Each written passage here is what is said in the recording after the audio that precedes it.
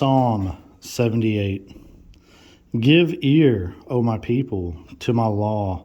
Incline your ears to the words of my mouth. I will open my mouth in a parable.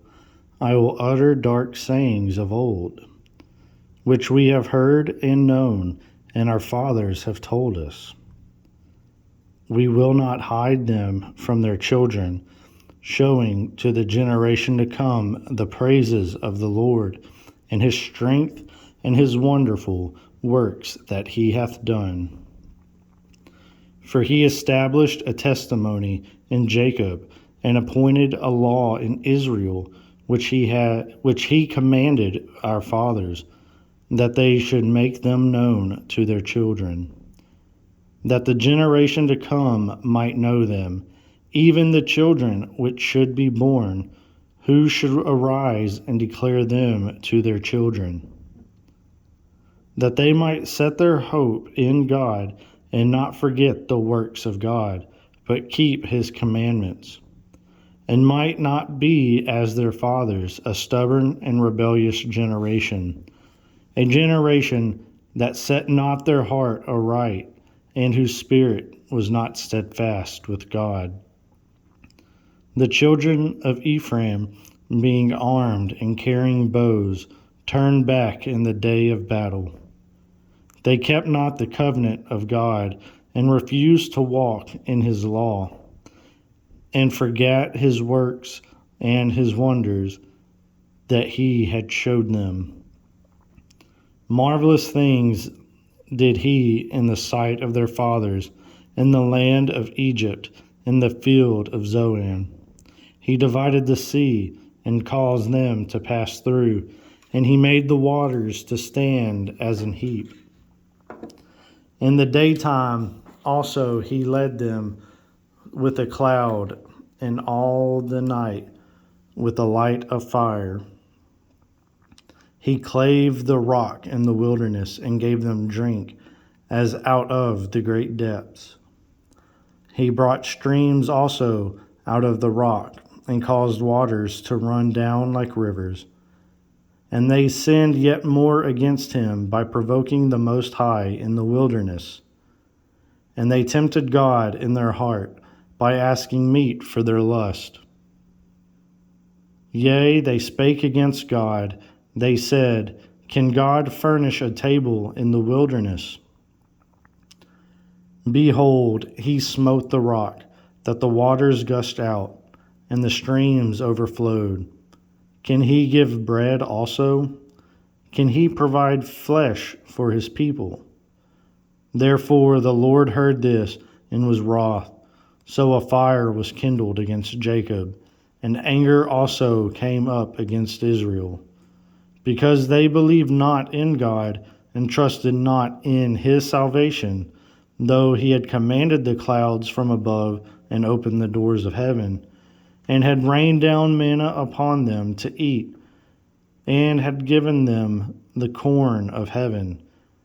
Man did eat angels' food. He sent them meat to the full. He caused an east wind to blow in the heaven, and by his power he brought in the south wind. He rained flesh also upon them as dust, and feathered fowls like as the sand of the sea. And he let it fall in the midst of their camp, round about their habitations. So they did eat, and were well filled, for he gave them their own desire. They were not estranged from their lust, but while their meat was yet in their mouth, the wrath of God came upon them, and slew the fattest of them, and smote down the chosen men of Israel. For all this they sinned still, and believed not for his wondrous works. Therefore their days did he consume in vanity, and their years in trouble. When he slew them, then they sought him, and they returned and inquired early after God. And they remembered that God was their rock, and the high God their Redeemer. Nevertheless, they did flatter him with their mouth, and they lied unto him with their tongues. For their heart was not right with him, neither were they steadfast in his covenant. But he, being full of compassion, forgave their iniquity, and destroyed them not. Yea, many a time turned he his anger away, and did not stir up all his wrath. For he remembered that they were but flesh, a wind that passeth away, and cometh not again. How oft did they provoke him in the wilderness, and grieve him in the desert? Yea, they turned back and tempted God, and limited the Holy One of Israel. They remembered not his hand, nor the day when he had delivered them from the enemy. How he had wrought his signs in Egypt, and his wonders in the field of Zoan, and had turned their rivers into blood, and their floods that they could not drink. He sent divers sorts of flies among them, which devoured them, and frogs which destroyed them. He gave also their increase unto the caterpillar, and their labor unto the locust. He destroyed their vines with hail, and their sycamore trees with frost. He gave up their cattle also to the hail, and their flocks to the hot thunderbolts. He cast upon them the fierceness of his anger, wrath, and indignation, and trouble, by sending evil angels among them. He made a way to his anger. He spared not their soul from death, but gave their life over to the pestilence. He smote all their firstborn in Egypt, the chief of their strength, and the tabernacles of Ham, but made his own people to go forth like sheep, and guided them in the wilderness like a flock. And he led them on safely, so that they feared not, but the sea overwhelmed their enemies. And he brought them to the border of his sanctuary, even to this mountain, which his right hand had purchased. He cast out the heathen also before them, and divided them an inheritance by line, and made the tribes of Israel to dwell in their tents. Yet they tempted and provoked the Most High God, and kept not his testimonies, but turned back and dealt unfaithfully like their fathers. They were turned aside like a deceitful bow. For they provoked him to anger with their high places, and moved him to jealousy with their graven images.